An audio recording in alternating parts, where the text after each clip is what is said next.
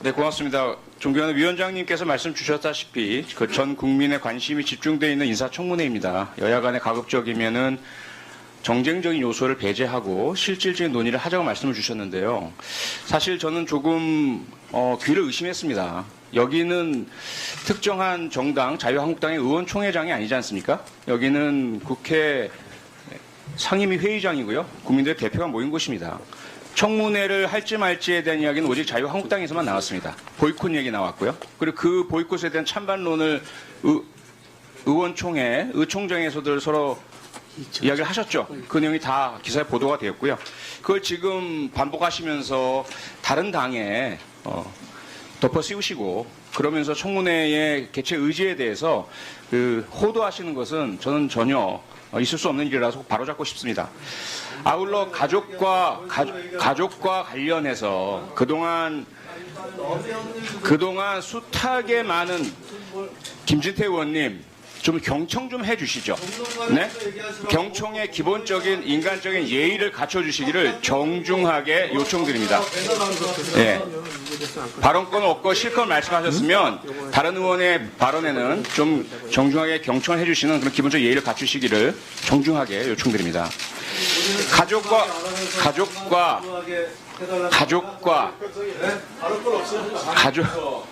가족과 관련해서 그동안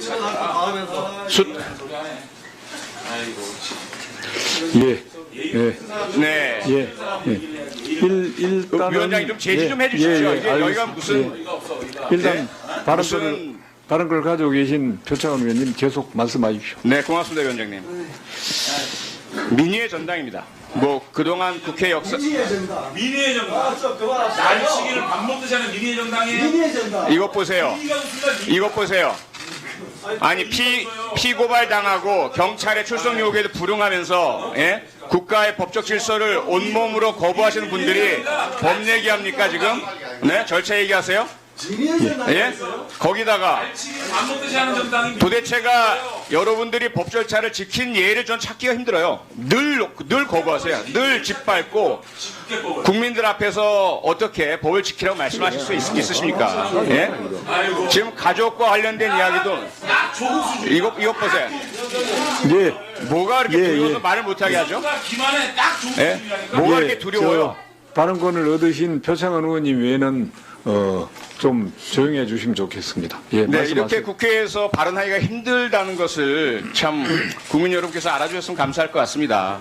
제대로 된 이야기를 하려고만 하면 소리를 지르고 야유를 하고 무리한 발언들을 합니다. 네, 흥분하지 않겠습니다. 가족 이야기를 하셨습니다. 첫째, 과거에 무수한 새누리당, 신한국당, 한나라당 집권 당시에 가족 의혹이 불거져서 인사청문회 때마다 요구했을 때 다 거부한 게 누구입니까? 이제까지 단 한 번도 가족을 출석시킨 적이 없습니다. 두 번째, 가족에 대해서 우리가 요구를 한다면, 가족에 대해서 우리가 요구를 할 때 입시 비리와 관련된 주장들 많이 하십니다. 좋습니다.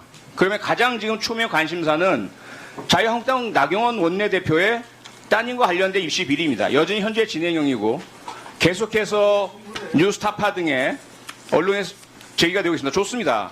지금 현재 이사한 조국 후보자의 자녀 관련한 입시 비리를 따지자면 한 사례만 볼 것이 아니라 이 사례가 가지고 있는 의미를 전체적으로 봐야 합니다. 그러면 유사한 사례에 있어서 대학 입시 비리 사례 당연히 들고 나와야 될 테고요. 여기에 대해서 함께 증인 채택을 해야 될 것 아니겠습니까? 그런 모든 사안들을 고려해서 더더군다나 그동안 상임위에서 인사청문회 당시의 증인과 참고인 채택에 대해서는 여야 간사간 합의에 의해서 한다. 무수하게 주장하셨던 거 아닙니까? 자유한국당 의원들께 주장하셨습니다. 그래서 늘 우리가 요청했던 증인들에 대해서 서로 합의가 안 된 부분은 포기할 수밖에 없었고 서로가 그건 마찬가지였습니다. 이번에 와서 그 증인 참고인 채택에 있어서의 관행 그 자체가 이루어진 것 때문에 그것을 빌미로 삼아서 청문회 자체를 한 해 만에 하시는 것은 저는 전혀 받아들일 수도 없고 용납될 수 없는 말씀이라고 저는 생각을 합니다. 청문회가 갖고 있는 의미가 무엇입니까? 최초의 고위공직 후보자에 대한 인사청문회가 도입되었을 당시에 우선 국회에 동의가 필요한 후보자가 있고요. 그리고 검증이 필요하고 인사권쟁이 내맡기는 후보자들이 있습니다. 그러면 그에 따라서 언제나 여야가 바뀌더라도 정신은 똑같습니다. 인사청문회 제대로 열심히 하고 그리고 나서 그 결정은 인사권자에게 맡깁니다. 그리고 그에 대한 정치적인 책임은 인사권자가 지는 것이죠. 지금 법조의 문제 말씀하십니다. 수사 좋습니다. 그러면 현재 법사위에 계신 법사위원 중에 인사청문위원 중에는 피고발인이 안 계십니까? 그동안 고발당해서 경찰에서 조사받으라고 출석 요구를 하고 3차례 4차례 다 거부하십니다. 그런 기본적인 법 절차를 무시하시면서 왜 남의 얘기만 지키라고 하십니까? 더더군다나 장관이 상태에서 직권과 관련된 직무와 관련된 혐의라면요 직무 정지가 되어야 하겠죠.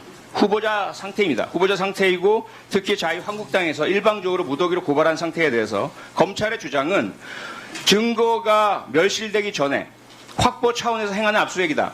이 부분에 있어서 우리는 존중을 해야 합니다. 그래서 인사청문회대로 진행을 하고 수사는 수사 결과에 내맡게 되지 수사가 이루어지는 과정에서 피의사실 공표하지 말라고 가장 목소리 크게 주장하신 분들이 누구십니까?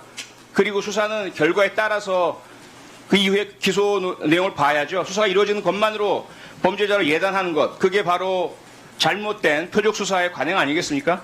그러한 태도로 국회를 운영하거나 그러한 태도로 인사청문회를 막고자 하는 시도 저는 결코 동의할 수가 없습니다. 그래서 인사청문회는 반드시 정상적으로 이제까지 우리가 해왔던 관행과 국회법의 원칙에 따라서 이루어질 수 있도록 위원장님께 간곡하게 요청드립니다. 고맙습니다. 예.